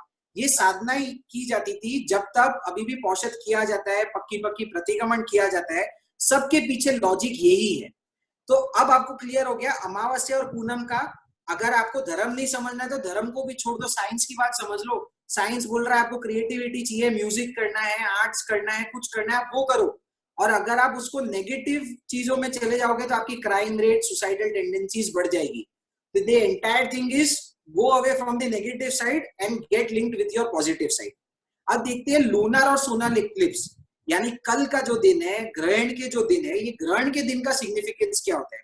तो सबसे पहले हम लूनर इक्लिप्स को डिस्कस करेंगे, यानी चंद्र ग्रहण। चंद्र ग्रहण के दिन क्या होता है, आप सब जानते हो कि चंद्र का पीरियड है 30 दिन का, चंद्र का साइकिल होता है। कृष्ण पक्ष और शुक्ल पक्ष जो हम बोलते हैं कि पूनम तक जाता है, फर्स्ट 15 डेज, और फिर 15 से वापस से नीचे उतरता है। ये साइंस भी बोलती है कि 1 to 15 जाता है, 15 to 1 आता है। अब इस दिन क्या होता है, जब लूनर एक्लिप्स होता है, moon is on fast forward. Slide में क्या लिखा है, moon is on fast forward, यानी 28 दिन में या 30 दिन में आपको जो मून के अलग अलग दिखते हैं ना, आज अपन बोलते हैं ना दूज का चांद निकला, तीज का चांद निकला, तो आपको छोटी छोटी चंद्रमाएं की पड़ती दिखते रहती है आसमान में, जो साइंस भी बताती है, क्रेसेंट ऑफ द मून्स। तो आपको अलग अलग फेजेस दिख रहे हैं मून के। 15 दिन में आप 15 पूरे फेजेस देखते हो, 30 दिन में 30 फेजेस देखते हो। तो लूनर एक्लिप्स के दिन क्या होता है कि यही जो 28-30 फेजेस है वो आपको वन शॉट में दिख रहे हैं। तो अगर आप आसमान में देखोगे, जैसे जैसे ग्रहण लगना चालू होता है तो आप देखोगे पहले दिन का चांद बनेगा, फिर दूज का चांद बनेगा, फिर तीज का चांद बनेगा, ऐसे करते करते पूरा ग्रहण हो जाता है। तो इसका मतलब क्या है, जो नॉर्मल प्रोसेस में 28 दिन में जो एक्टिविटी हुआ करती थी या 30 दिन में जो एक्टिविटी हुआ करती थी, वो कुछ चंद घंटों में ही वो एक्टिविटी हो रही है, यानी फास्ट फॉरवर्ड हो गया है। तो पहले के टाइम में आप सब जानते थे टेस्ट मैच का क्रेज था, टेस्ट मैच से निकल के वनडे मैच का क्रेज हुआ, और वनडे मैच से निकल के क्या हो गया, T20 का क्रेज हो गया। फास्ट फॉरवर्ड है, सबको आजकल दुनिया में फास्ट चीज चाहिए। तो ये फास्ट फॉरवर्ड का इम्पैक्ट क्या होता है, यहाँ पे देखो हम लोग कभी भी नेगेटिव चीज नहीं बताते हैं, क्योंकि खाली नेगेटिव चीज नहीं बताते, सॉरी। तो हम हमेशा ये बोलते हैं कोई भी चीज के दो पहलू होते हैं, सिक्के के भी हेड और टेल्स है, दो धारी तलवार हम बोलते हैं। वैसे ही हर चीज का पॉजिटिव और नेगेटिव पार्ट भी होता है। यही मून जब फास्ट फॉरवर्ड पे होता है तो आप सब लोगों ने सुना होगा कि इस दिन बोला जाता है कि आपको खाना नहीं खाना है। तो अब हम सुपरस्टिशन वाली कैटेगरी में आते हैं। तो आपने ग्रहण के मैसेज में सुना होगा कि ग्रहण के वक्त खाना मत खाओ, खाना मत खाइएगा, ज्यादा हो सकती है तपस्या करनी है। इसके पीछे का कारण क्या है, जब मून फास्ट फॉरवर्ड पे होता है तो आपका खाना जो नॉर्मली अंदर पच के जो उसको डाइजेस्ट होने में टाइम लगता है, या डिटोरिएशन जो हम बोलते हैं, फूड का डिटोरिएशन होता है, वो नॉर्मल जो टाइम लग रहा है, क्योंकि अब वो फास्ट फॉरवर्ड हो गया है तो बहुत जल्दी से डिटोरिएट होने लग जाता है, यानी फूड की बहुत जल्दी पॉइजनिंग होने लग जाती है, उसकी क्वालिटी बहुत जल्दी गिरने लग जाती है। तो इसलिए बोला जाता है चाहे खाना बाहर पड़ा हो या आपने खाना खा लिया आपके पेट के अंदर हो, दोनों ही जगह वो बहुत जल्दी सड़ जाएगा। तो जहां तक हो सकता है खाने को कंज्यूम ही नहीं कीजिए। तो साइंस उसको बताती है कि 2 घंटे के टाइम में आपकी जो एनर्जीज है वो एटलीस्ट 28 दिनों तक एज हो जाती है। तो जो 2 घंटे का काम है वो टोटल 28 दिन में बदल जाता है। इतना फास्ट फॉरवर्ड प्रोसेस चलता है। और यही लूनर सोलर इक्लिप्स का एक और स्पिरिचुअल एंगल हम देखते हैं। ये इंटरप्रिटेशन है कि हम लोग को कैसे सोलर इक्लिप्स को रीड करना चाहिए। तो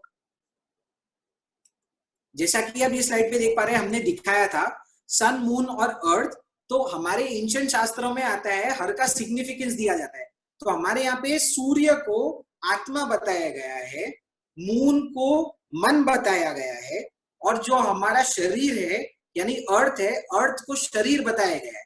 तो इस एनालॉजी से अगर आप देखेंगे तो ग्रहण के दिन हमने क्या देखा था, परफेक्ट अलाइनमेंट है।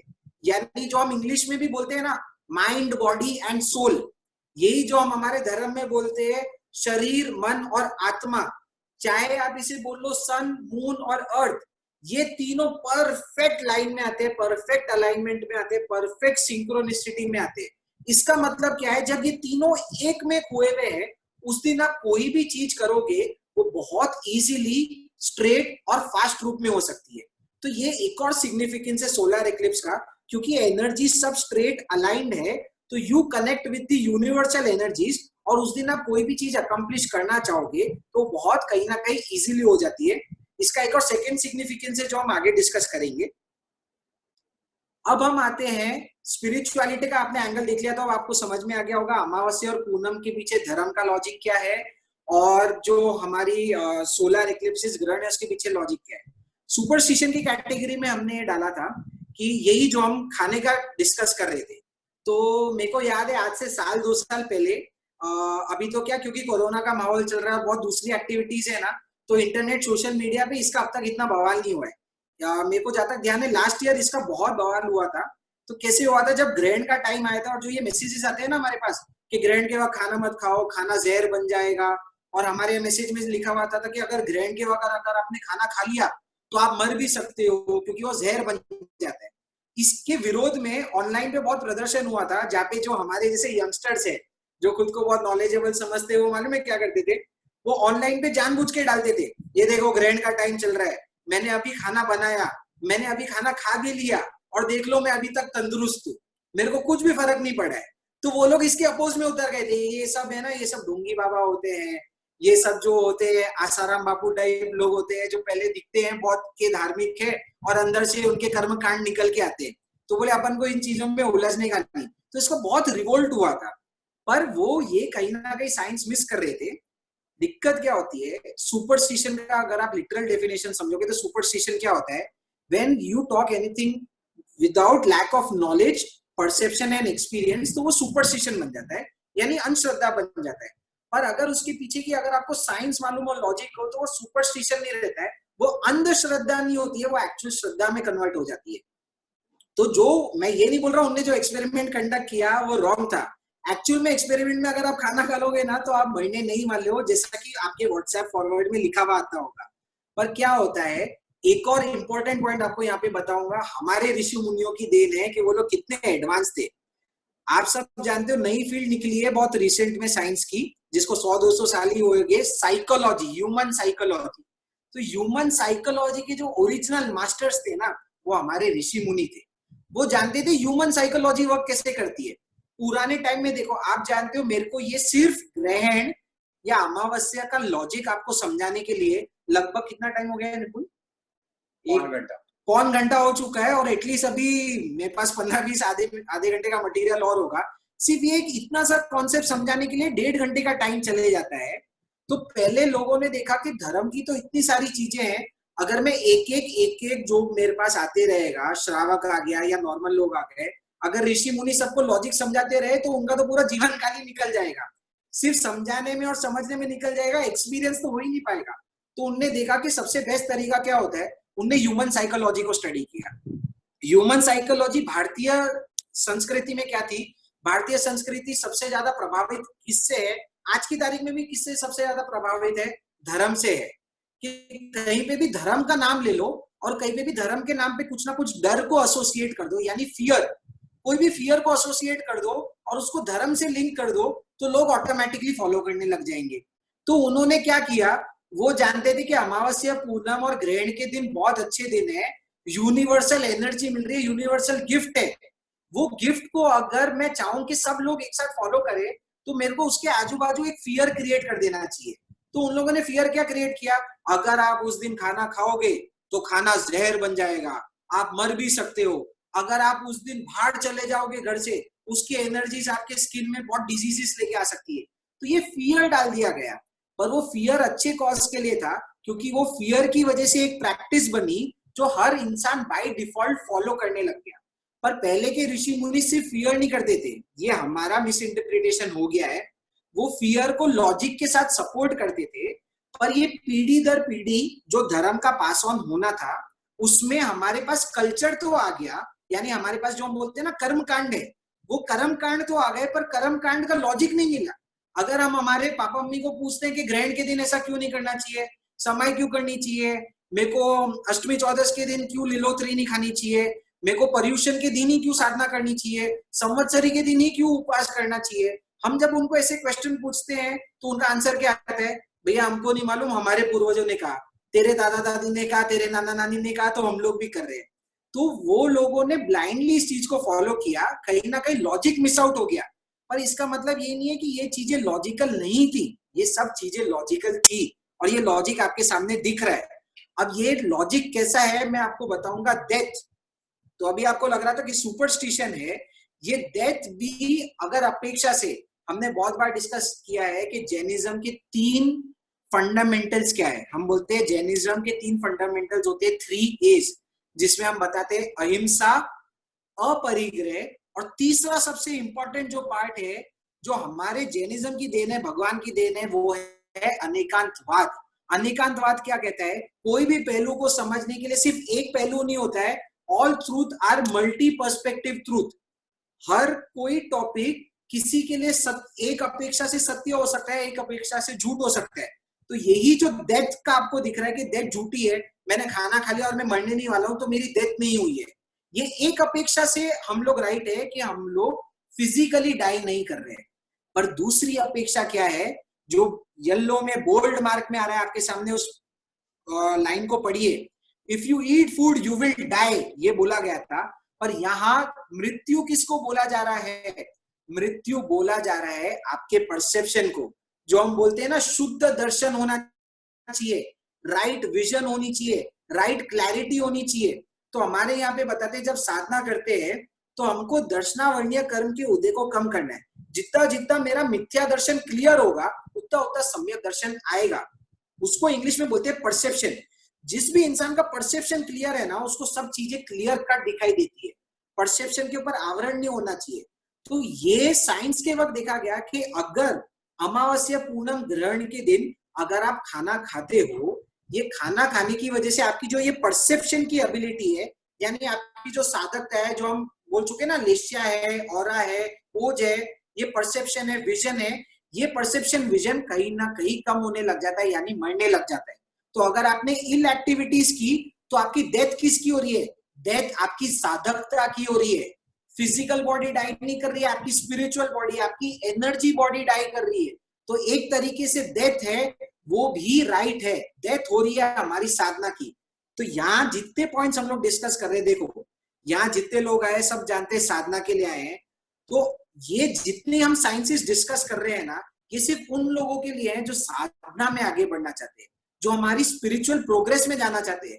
जो अगर नॉर्मल ये चाहते हैं ना कि मेरे लाइफ का गोल है खाओ पियो और मजे करो, ऐश करो, उन लोगों के लिए ये साधनाओं का, ये टिप्स का, ये सोल्यूशन का, ये साइंस का कोई मतलब नहीं है। वो ऐसे लोग हैं जिनको भी साधना करनी है, वो साधना करने वालों के लिए ये साइंस समझना और ये प्रोटोकॉल्स फॉलो करना बहुत जरूरी है। तो हम देखते हैं ये कैसे फायदा करता है साधना में। अगर आप कोई क्रिया करते हो, जैसे हमने खाना का बताया, अगर आप ग्रहण के वक्त खाना खा रहे हो तो ये खाना आपके अंदर एनर्जीज को डाइल्यूट करता है, और साइंस इसे बोलती है कि आपके अंदर इनर्शिया बिल्ड करता है। तो आप जानते हो इनर्शिया क्या है, जिसे हम यहाँ की भाषा में बोलते हैं जड़ता। हम बोलते हैं ना जड़ता आ गई है हमारे अंदर। तो हमारे यहाँ पे फूड के भी 2-3 सेशंस लिए थे महक ने, तो हमने बताया था आहार का क्या प्रभाव हो रहा है शरीर के ऊपर। अब आहार का तो प्रभाव हो रहा है और साथ में बाहर की एक्टिविटीज निमित्त बन रही है जो आहार को और डाइल्यूट कर रही है। ऐसे टाइम में अगर आप किसी टाइप का आहार करोगे या साधना करोगे तो आपके अंदर जड़ता आ सकती है वो आहार की वजह से। और जड़ता सब जानते हैं कि जैसे जैसे जड़ता आ गई मेरी साधना ढीली होने लग जाती है। तो जिसलिए जिसको भी साधना में आगे बढ़ना है वो ये चीजों को अवॉइड करेगा। और ये चीजों को अवॉइड करने के साथ ये तो हो गया नेगेटिव पहलू। पॉजिटिव पहलू में हमने क्या बताया, क्योंकि तीनों चीज लिंकेज में है, उस दिन आप, क्योंकि T20 है ना, तो T20 में ऐसा ही नहीं है, अगर आपका गिरना फास्ट हो रहा है तो आपका उठना भी फास्ट हो सकता है। अगर आपका डिटोरिएशन फास्ट हो रहा है तो आपका अपलिफ्टमेंट भी फास्ट होगा। तो उस दिन खाना नहीं खा के अगर आप साधना करोगे तो बहुत सारे मैसेजेस में आपने ये देखा होगा, अगर आपके पास व्हाट्सएप मैसेज आते, इस दिन अगर आपने कोई मंत्र का जाप कर लिया, साधना कर ली, तो 10 साल जितना फल आपको इकट्ठा मिल जाएगा। तो ये 10 साल का फल हमें लगता है हाइपोथेटिकल है, पर मैं ये नहीं बोल सकता कितने साल का फल मिलेगा, पर ये जरूर है कि नॉर्मल टाइम में जो आपको ये साधना का लाभ होने वाला था उसको एक बूस्ट मिलेगा, एक टर्बो चार्ज मिलेगा। इसको हम एग्जाम्पल की तरह से समझ सकते हैं, जैसे हवा है, ठीक है, तो आप जानते हो आंधी आती है, हवा का झोंका आता है, तो हवा का झोंका जब बाहर आ रहा है तो अगर हम बोलते हैं ना, वो अपन बचपन में खेलते थे ना गेम, अपन पेपर के रॉकेट्स बनाते थे और रॉकेट्स को उड़ाते थे, या मकर संक्रांति में जब हम पतंग उड़ाते हैं तो पतंग उड़ाने में हम जानते हैं हवा का कितना महत्व है, रॉकेट के लिए हवा का कितना महत्व है। तो जब हवा का फ्लो आ रहा है वो नेचुरल फ्लो है, आप तो लेके आ नहीं हो, बाहर हवा आ रही है, वही डायरेक्शन में अगर आपने रॉकेट फेंक दिया, वही डायरेक्शन में अगर आपने पतंग उड़ा दी तो बहुत सहजता से आगे चले जाती है। पर यही अगर आप उसके अपोजिट डायरेक्शन में जाओगे तो वही पतंग, वो रॉकेट क्रैश हो सकता है। सिमिलरली ये चीजें क्या है, ये आपको नेचुरल लिमिट मिला है, या हवा नहीं है या एनर्जीज का अपसर्ज है। तो बाहर एक अच्छा एनर्जी का फ्लो चल रहा है, वो एनर्जी के फ्लो में अगर आप पॉजिटिव चीजें करोगे तो साधना एम्पलीफाई हो जाएगी, और वही अगर आप उसके अगेंस्ट जाने की कोशिश करोगे तो हो सकता है कि आप क्रैश हो जाओ। तो ये इसलिए इसका साधना का बहुत सिग्निफिकेंस है। लास्ट लाइन में जैसे बोल दिया गया, ये नॉर्मल लोगों के लिए नहीं है, ये जो साधना में बढ़ना चाहते हैं उन लोगों के लिए ही ये चीज है। नेक्स्ट, तो जी, तो ये सुपरस्टिशन के बारे में हमने ये चीज देखी। और अब ये आता है कि साइंस की रिसर्च ने करके बताया है कि जो भी हम साधना कर रहे हैं या जो भी हम एक्टिविटीज कर रहे हैं, we feed that information into the global field. हमने देखा था ना, अर्थ की मैग्नेटिक फील्ड है और हमने देखा हमारी भी मैग्नेटिक फील्ड है। तो हम जो भी कार्य करते हैं वो इंफॉर्मेशन छोड़ता है बाहर की यूनिवर्सल फील्ड में, और जो हमने ह्यूमन रेजोनेंसेस में देखा था वो फील्ड आइनोस्फीयर से रिलेटेड है। तो हम जो भी फील्ड में इंफॉर्मेशन छोड़ते हैं वो फीडबैक लूप में बढ़ के वापिस से हमारे पास ही आ जाती है, जिसे आप कर्मा थियरी भी समझ सकते हो, what you give what you get, as you sow so shall you reap. तो जो भी आप कर रहे हो everything goes back and comes around. तो ये फीडबैक लूप क्रिएट होता है अर्थ की मैग्नेटिक फील्ड से, ये रिसर्च ने प्रूव करके बताया है। इसलिए साइंस क्या बोलती है कि आपको इन दिनों के दिन, यानी अमावस्या, पूनम, ग्रहण के दिन आपको क्या करना चाहिए, कलेक्टिव साधना करनी चाहिए। देखो, इंडिविजुअल साधना करोगे तो बेनिफिट मिलना ही है, पर हमारे यहाँ पे देखो ऋषि मुनियों ने क्या किया था, अमावस, पूनम, ग्रहण के दिन सब लोगों के लिए बोला कि जितना जन समुदाय है सब मिलके साधना करो, सब मिलके मंत्र का जाप करो, कोई ना कोई चीजें करो। क्योंकि इससे क्या होता है, जब हम ग्रुप में साधना करते हैं हम अर्थ की मैग्नेटिक फील्ड और हमारी मैग्नेटिक फील्ड को एनर्जाइज करते हैं। तो इससे खाली हमारा भला नहीं होता है, जब हम ये वाइब्रेशंस को बाहर छोड़ रहे हैं वो वाइब्रेशन हिट होकर वापस से हमारा भला भी करती है और दुनिया का भला भी करती है।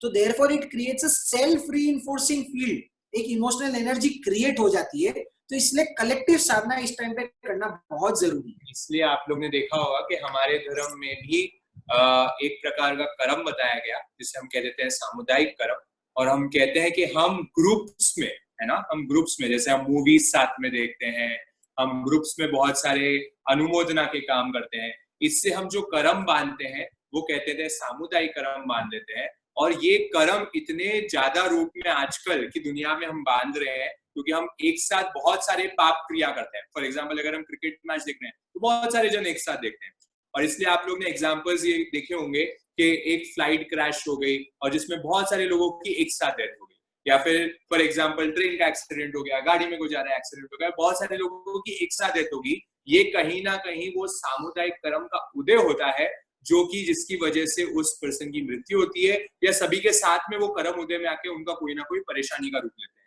इनको काटने का, इनकी निर्जरा करने का, इनको तोड़ने का जो भगवान ने रास्ता बताया, भगवान ने कहा, जो नमन आपको अभी यहाँ पे बता रहे हैं, कि सामूहिक रूप से, कलेक्टिव रूप से आप कोई ना कोई धर्म की क्रिया करना शुरू करें। जो अभी हम लोग अभी कर रहे हैं, जूम के सेशन पे भी हम कहीं ना कोई धार्मिक क्रिया कर रहे हैं, जो कि हम 300, 350, 350 लोग आज जो हमारे साथ जुड़े हुए हैं, वो सब लोग साथ में मिलकर एक पॉजिटिव एनर्जी को डेवलप कर रहे हैं, जो हमारे सामुदायिक कर्म को तोड़ने का प्रयास करेगी, उसकी निर्जरा करने का प्रयास करेगी। और ओवरऑल आपकी संगति, जब हमारी शुभ संगति होती है, जो कोहेरेंस नमन बता रहे हैं कि इलेक्ट्रोमैग्नेटिक रेडिएशन फैल रहा है साथ में, वो हमारे लिए बूस्टर का काम करती है, जो कि हमारी धर्म साधना को एकदम नेक्स्ट लेवल पे लेके जा सकती है। बहुत ही अच्छा पॉइंट बोला सामुदायिक कर्म का, तो ये बहुत अच्छा एडिशन था।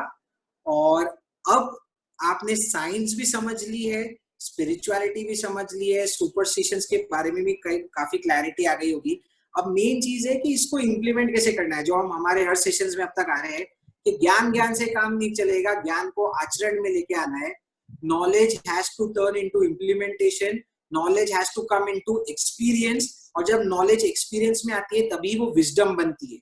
अब तक हम एंशिएंट विजडम के ऊपर रियलाइज कर रहे हैं, क्यों ना हम यहाँ पे ऐसे कलेक्टिव एफर्ट्स करें कि हम ये चीजों को, हमारे पास जो इतना अच्छा अपॉर्चुनिटी मिला है, जैसे निपुण ने बताया कि मेरी कोई अंदर की रिसर्च नहीं है, सब गूगल पे अवेलेबल है, you just need to know how to read that information, को रिलेट, और अच्छे से पढ़ोगे तो मिल जाएगी। तो क्यों ना हम ये इंफॉर्मेशन की जो एज है, इसको यूज करके हमारी श्रद्धा को और विकसित करें, श्रद्धा को विकसित करने के साथ धर्म का अनुभव करें, हमारे एक्सपीरियंस में लेके आए, ताकि ये एक्सपीरियंस हमारी आगे की जनरेशंस को बेनिफिट करेगा।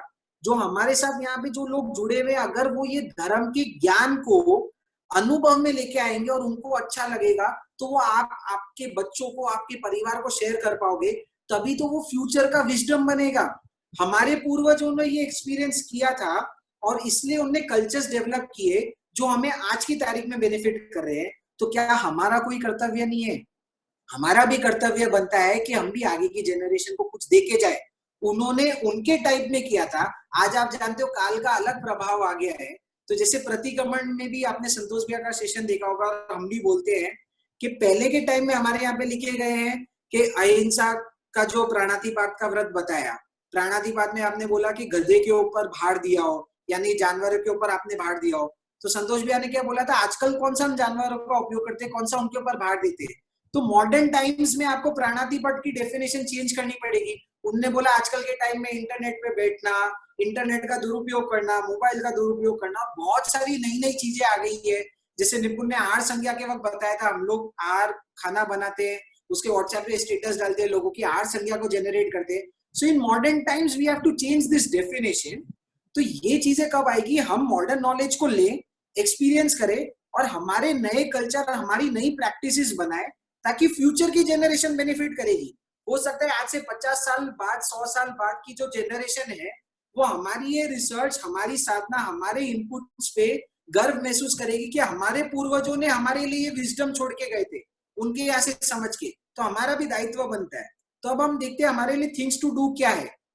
सबसे फर्स्ट चीज जो सबको करनी चाहिए, ये साइंस समझने के बाद जो एम्फसाइज कर चुका हूं तब, तो बहुत सारे लोगों का क्वेश्चन आ रहा था, मेन चीज ये है कि ये ग्रहण का टाइम क्या है। तो ग्रहण में बोला जाता है सूतक काल जो होता है, ग्रहण, ये ऑलरेडी ये सेशन जो हमारा चल रहा था, इसके दौरान इसका जो प्राइमरी पीरियड है वो ऑलरेडी चालू हो गया है। यानी आज रात को अभी के 9:15 बजे से ग्रहण का काल चालू हो गया है। पर ग्रहण का जो फुल फोर्स आने वाला है वो कल सुबह का जो मेन टाइम, अगर आप जानना चाहते हो कि एकदम कोर इंपॉर्टेंट टाइम क्या है, वो है 10:15 बजे मॉर्निंग, यानी 10:15 AM मॉर्निंग को चालू होगा और लगभग 2 बजे तक चलेगा। तो 10:15 से 2 बजे का पीरियड तो बहुत ही इंपॉर्टेंट पीरियड है। इसके अलावा आज रात को 9:15 बजे से ही ये कार्यक्रम चालू हो गया है, जो लगभग कल 3 बजे तक चलेगा। ये टाइम पीरियड में जो लोग साधना में आगे बढ़ना चाहते हैं, उन लोगों के लिए ये पॉइंट्स है, वरना ऑफिशियली अगर देखा जाए तो सेशन एंड हो चुका है। ये जो साधना करना चाहते हैं उनके लिए टिप्स है। सबसे पहला है तब, तो तब कोई बड़ा चौड़ा करने को नहीं बोल रहा, उपवास करना ही करना है। बस कल 3 बजे तक आप कुछ भी खाए नहीं, कुछ भी पिए नहीं, हो सकता है तो। और अगर ये पूरे ड्यूरेशन के लिए नहीं कर सकते हमारे बड़े बुजुर्ग या छोटे बच्चे, तो एटलीस्ट सुबह 10 बजे से लेके दोपहर के 2-2:30 बजे तक तो आप कुछ भी मत खाइएगा, कुछ भी मत पीजिएगा। पहला पॉइंट। दूसरा पॉइंट, अगर मान लो आपने सुबह कोई खाना बनाया है, तो सुबह उठ के हम खाना बनाते हैं, पानी भरते हैं, तो जब ये ग्रहण का पीरियड आ जाएगा, हो सकता है 10:15 के पहले आप खाना और पीना तो कर ही लेंगे। उसके बाद जब ग्रहण का पीरियड खाना था और पुराना पानी था, वो रह नहीं जाए। जो भी आपने खाना सुबह इतना ही खाना बनाए जो ओवर हो जाए, और इतना ही पानी बनाए जो आपका 10:15 के पहले यूज हो जाए। क्योंकि ग्रहण का टाइम पीरियड तब चालू होगा, तो हमने देखा था ये ग्रहण के टाइम पीरियड में जो भी खाना अन्न स्पेशली कुक्ड फूड होता है, इसका मतलब ये नहीं है वेजिटेबल्स है, जिसके घर पे ऑलरेडी वेजिटेबल्स है वो तो आप परट नहीं सकते जाके, पर कोई भी नए वेजिटेबल्स मत लेके आए कल सुबह। और खासकर कुक्ड फूड जो बनाया हुआ खाना है वो तो रखे ही नहीं, और पानी भी रखे नहीं। जो भी है 10:15 के पहले उसका प्रयोग कर लीजिए। और जब ग्रहण का पीरियड ओवर होगा, यानी 2 से 3 बजे का पीरियड ओवर होगा, तब नया खाना बनाइए। और पहले का अगर कोई पानी बच गया है तो उसको कहीं ना कहीं दूसरे काम में उपयोग ले लीजिए। वेस्ट तो हम करेंगे नहीं, और वेस्ट आप भी नहीं करोगे क्योंकि आपने वाटर का सेशन सुना हुआ है, तो उसका कहीं ना कहीं दूसरी जगह सदुपयोग कर लीजिए, आपके सिस्टम में मत डालना। 2-3 बजे के बाद फ्रेश वाटर लाना, फ्रेश फूड लाना, फ्रेश वेजिटेबल्स लाना, वो ही कंज्यूम करना। ये है तब का फर्स्ट जो हमें पार्ट करना है। सेकेंड जो सबसे इंपॉर्टेंट चीज करनी है साधना के लिए, जो ये कर सकता है, this is the best period for doing ध्यान। जितने भी ध्यान साधक है, मेडिटेटर्स है, हमारे गुरुजी, हम बता दें हमारे गुरुजी कल साधना में बैठ रहे हैं, गुरुजी के साथ जो बहुत सारे लोग जितने संत है वो कल ध्यान साधना में बैठ रहे हैं। जो दूसरे साधना वाले हमारी साधक आत्मा है, वो उन लोगों ने ऑलरेडी आज से उनका ध्यान चालू कर दिया था, वो आज के दिन और कल के दिन में ध्यान में रहने वाले। तो जिनको भी ध्यान आता है, ध्यान की रुचि है, वो ध्यान करे, क्योंकि ध्यान सबसे बेस्ट बेनिफिट देता है। तो ध्यान करना है फर्स्ट। जिनसे ध्यान नहीं होता है वो जप करे। तो जो आपके मैसेजेस में जो लिखा हुआ होगा वो यही कैटेगरी आ रही है, मेनली जप की आ रही है। तो वो जप जरूरी नहीं है। हमारे यहाँ पे जिनको जैनिज्म का है या जो दूसरे धर्म वाले हैं, उनने भी देखा होगा ये टाइम पे हनुमान चालीसा रिसाइट करने को बोलते हैं, ओम नमः शिवाय का जप करने को बोलते हैं, महामृत्युंजय का जप करने को बोलते हैं। ऐसे जिसकी परंपरा में जो भी जप है, जो भी माला है, जो भी मंत्र साधना है, आप वो कीजिए। और अगर आप हमारे साइड से सजेशन चाहते हैं तो हमने लिखा है जप के अंदर 2 पॉइंट्स आपकी स्क्रीन पे है, तो पहली वाली लाइन देख लीजिए। क्योंकि हमारे गुरुजी ने बताया कल का दिन जो है, एक तो सूर्य ग्रहण है, ऊपर से रविवार है, तो और ये जो कोइंसाइड होता है सूर्य और रवि का जो प्रतीक है हमारे 24 तीर्थंकर में से, वो है पद्म प्रभु जी।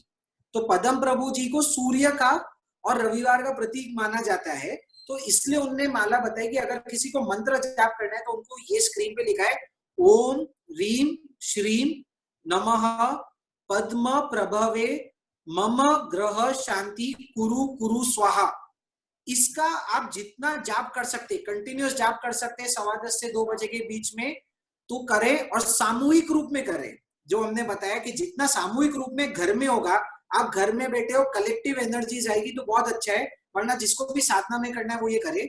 और इसके साथ जो हम संतोष भैया ने ऑलरेडी डिटेल में डिस्कस किया था लोगस्सा के बारे में, तो लोगस्सा में हमने बताया था कि लोगस्सा क्या है, हमारे 24 तीर्थंकर भगवान की स्तुति है। ये टाइम में हमने देखा है, ये टाइम में हमको, क्योंकि हमारा जो सूर्य है उसके ऊपर कहीं ना कहीं ग्रहण लग रहा है, वो ग्रहण को हटाने के लिए हमें जो हमारे सिद्ध भगवान है उनका शरण लेना चाहिए। और उनकी स्तुति के लिए सबसे बेस्ट जो पार्ट है वो है लोगस्सा। बहुत ही पावरफुल मंत्र बोला जाता है, तो आप लोगस्सा का भी जाप कर सकते हैं। पर वापिस से जाप को सेकंड नंबर पे रखना है। फर्स्ट इंपॉर्टेंस है ध्यान की। ध्यान नहीं हो सके तो जाप करो। जाप में आपको दोनों मंत्र दे दिए गए हैं, इसके अलावा आप नवकार मंत्र बोले या जिस धर्म का जो मंत्र है वो बोलिए, जिसको जिसका इष्ट है। तो अगर आपके कोई इष्ट देता है, कुलदेवी देता है, जिसको जो भी है, हम उसका प्रमोट नहीं करते हैं, पर जिसको जिससे भी रिलेशन होता है कि मेरे को इससे बहुत एनर्जी मिलती है, आप उसका कीजिए, वरना आपके 2 मंत्र आपके सामने है। और लास्ट है फाइनल, कि जो छोटे मोटे प्रोटोकॉल्स फॉलो करने चाहिए ग्रहण के वक्त, वो है कि हो सकता है तो आप बाहर मत जाइए, बहुत ही आवश्यक काम हो तो घर से बाहर निकलिए, वरना घर के अंदर ही रहिए। जैसे हमारे पूर्वज बोलते हैं घर में पर्दे लगा के रखिए, जितना हो सके बाहर की एनर्जीज को ब्लॉक कीजिए अंदर आने से। इस दिन कोई भी नई चीज खरीदे भी नहीं या बेचे भी नहीं, आप किसी से पैसा लेवे नहीं, किसी को पैसा देवे नहीं। और कोई भी शुभ काम होता है ना, गृह प्रवेश हो गया, नया दुकान खुलना, शादी का मुहूर्त हो गया, कोई भी नया इवेंट, नया चीज आप चालू कर रहे हो, वो आप कल के दिन में ये टाइम पीरियड में मत कीजिएगा। ये टाइम पीरियड एंड होने के बाद आप जरूर कर सकते हैं। तो ये चीजें बताइए, ये साधना जब हम करेंगे तो हमारे पास बहुत एनर्जीज आ जाती है। और जहां तक हो सकता है ये साधना को कलेक्टिव रूप में करना है। तो हमने भी ये देखा है, हम लोग भी कल साधना में बैठने वाले हैं, फुल फैमिली साथ में बैठने वाली है। आपसे भी यही अनुरोध हो कि आप सब लोग कलेक्टिव रूप में करें। इससे ना सिर्फ आपका भला होगा, पर हम दुनिया का भला कर पाएंगे, हम दुनिया को एनर्जीज दे पाएंगे। और मैं कोई हाइपोथेटिकल चीज नहीं बोलना चाहता हूं, पर अगर आपने श्रद्धा से कर लिया तो हो सकता है जो ये कोरोना की जो भी महामारी है, अगर कलेक्टिव रूप में इसकी साधना हो या नहीं हो, अगर आपने आपके घर के एनवायरनमेंट को भी एनर्जाइज कर दिया, क्योंकि बहुत पावर जेनरेट कर सकते हैं हम घर, तो अगर सब लोग घर पे मिलके पावर जेनरेट करेंगे तो ये कोरोना का भी जो भय है या हमारे अंदर भी जो इम्यूनिटी है, इससे भी हमें काफी प्रोटेक्शन मिल सकती है, ऐसा लगता है संभवतः। वो हमारा लक्ष्य नहीं है, हमारा लक्ष्य में तो आत्मा की उत्थान का है। आत्मा की उत्थान के निमित्त से आप इन सब चीजों को कीजिए तो हमें बहुत लाभ होगा। और इसी से हमारा ये जो चीज है वो एंड होती है। कुछ भी जिन आज्ञा विरुद्ध बोलने में आया हो तो क्षमा याचना, और आप सबका बहुत बहुत आभार। बहुत बहुत धन्यवाद नमन, और आपको बहुत डिटेल में कल सूर्य ग्रहण की साइंसेस, अमावस, पूर्णिमा, इन सब की साइंसेस आपके समक्ष रखने का हमने प्रयास किया आज के सेशन में। पर मूलतः हमें ये देखना है कि हमारी आत्मा पे अनादि काल से कर्मों का ग्रहण आया हुआ है। हमारी आत्मा पे, जो हमारी सूर्य की आत्मा नमन ने आपको बताई, और जिस पे हमारा क्या हुआ हुआ है, लगातार इस जन्म का नहीं, अनादि काल से, अनंत काल से मेरी आत्मा पे ये आवरण, ये ग्रहण आया हुआ है। और मुझे मेरी साधना, जो कल जिसको नमन बोल रहे हैं बूस्टर मिल सकती है, ये कर्मों को हटाने की एक साधना हो सकती है कि मैं धड़ाक से, बहुत तेजी से इन कर्मों को मेरी आत्मा से हटा सकता हूं। तो ये हमें प्रयास करना है, इन जाप के माध्यम से, इन ध्यान के माध्यम से मैं कुछ ना कुछ धार्मिक क्रिया करूं। जिनको जाप नहीं आता, जिनको कोई मंत्र भी नहीं आता, वो कोई ना कोई तो धार्मिक क्रिया करें। उनको जो भी धर्म की क्रिया आती है वो अवश्य ही करें। कोई फर्क नहीं पड़ता कि आप अगर ये जाप नहीं कर पाए तो कोई दूसरा कर ले, पर करें जिसमें आप स्तुति करें, जिसमें आप कोई 24 भगवान की स्तुति कर पाए, वो सर्वश्रेष्ठ होगा। जैसे पदम प्रभु जी का, लोगस्सा का, नमोतुनम का, नमो नवकार मंत्र का, जिसको जो आता हो वो जरूर करें, पर इस टाइम को वेस्ट ना करें। आर्त ध्यान, रौद्र ध्यान में मत लगाएं। आप कोई भी मूवीज देखने में या कोई फालतू की गपशप करने में या पाप की क्रिया में ना लगाएं, उसको पुण्य के उपार्जन में करें, क्योंकि पुण्य बढ़ेगा तो ही हमें हर तरीके से हमारी रक्षा होने वाली है। तो इसी के साथ आज का सेशन, क्योंकि अब ध्यान का तो समय नहीं है, क्योंकि कल ध्यान ही ध्यान करना है हमें। लोगों ने पूछा है ध्यान कैसे करना है, तो लोगों जिनको ध्यान अभी भी पूछ रहे हैं चैट बॉक्स में कि लोग क्या ध्यान करें हम, तो हम रोज यहाँ पे ध्यान क्रिया करवाते हैं। वही ध्यान क्रिया आप लोग करें। हमने YouTube पे इसलिए आप लोग के लिए डाले हुए मेडिटेशन के सेशंस। आप लोग को अगर अकेले खुद से नहीं हो पाता है, उसको प्ले कर दीजिए YouTube पे और चला के आप अपनी साधना करें। और जो खुद से कर सकते हैं खुद से करें, जितनी देर कर पाए अकेले में खुद से ध्यान कर पाए उतनी देर करें, और बाकी के टाइम आप जाप कर लें। और सामूहिक रूप से करें। नवकार मंत्र हमारा पावरफुल है, महामंत्र है, उसका जाप करें सामूहिक रूप से। जो करना है आप कर लिए, पर अवश्य ही सामूहिक रूप से कुछ ना कुछ धार्मिक क्रिया करने का लक्ष्य रखें। तो इसी के साथ कल की चैलेंजेस में आपको जो दो दे रहे हैं, वो दो चैलेंज भी यही है। एक तो चैलेंज नमन ने आपको बताई दी है कि वो ग्रहण के टाइम 10:15 से जो 2:30-3 बजे तक का समय है, वो समय में आपको कोई ना कोई धार्मिक क्रिया करनी है, जो कि नमन ने आपको डिटेल में लिस्ट में बताई है। ये हमारी पहली चैलेंज है। और दूसरी हमारी जो चैलेंज है, थोड़ी सी हम टफ दे रहे हैं कि कल कोई ना कोई तपस्या करने का लक्ष्य रखें। कोई ना कोई तपस्या करने का लक्ष्य रखें, चाहे बेआसना हो गया, चाहे एकाशना हो गया। जो लोग नहीं जानते वो 2 दिन में 2 बार खाने का लक्ष्य रखें, एकाशना में दिन भर एक बार खाने का लक्ष्य रखें। या फिर जिनसे ये भी नहीं होता तो एटलीस्ट ये तो नियम ले ले कि मैं कल दिन में 3 बार ही मुंह छूटा करूंगा, उससे ज्यादा नहीं करूंगा। सिर्फ दिन में 3 बार ही खाऊंगा, चटर बटर मुंह में कुछ भी नहीं खाते रहूंगा। ग्रहण के समय तो वैसे ही नहीं खाना है। तो ये हम इतनी ये चैलेंज थोड़ा कल हम थोड़ा आपको थोड़ा डिफिकल्ट देते हैं, पर ये 2 चैलेंज आप जरूर कल पालन करें। संडे है, रविवार है, जैसे नमन ने बता दिया, फन डे नहीं, हमारे कल्चर में तो ये धार्मिक डे होता है। तो धर्म में साधना, जो भी साधक होता है वो तो वेट करता है, वो तो उत्सुक रहता है। देखिए मैं आपको बता दूं गहराई की चीज, जो यहाँ साधक होंगे ना, आप लोग खुद साधक का क्राइटेरिया माप लें कि मैं साधक हूं या नहीं हूं। उनको ये लॉकडाउन पीरियड में जो साधक होंगे उनको तो ये लगता होगा, ओहो ये तो गोल्डन टाइम मिला है, क्योंकि गोल्डन टाइम मिला है, साधक को एक साधना करने का ऐसा अवसर मिला है जहां वो खुद के साथ समय बिता सकता है। तो कल छुट्टी का दिन है, तो साधक तो क्या हो जाता है, रेडी हो जाता है, wow I have got a day again for sadhana. तो रेडी हो जाए कल के दिन के लिए, संडे के लिए। शाम रात को वापस हमारे साथ हम मिलने ही वाले हैं, जिसमें हम आपके सामने संतोष भैया को लाएंगे वापस, जो कि स्पेशल सेशन होगा वापस प्रतिक्रमण किया, तो उसमें भी आप साथ में जुड़े हमारे। तो इसी के साथ आज का सेशन यहीं हम समाप्त करते हैं। अब जिनकी भी जो जिज्ञासा है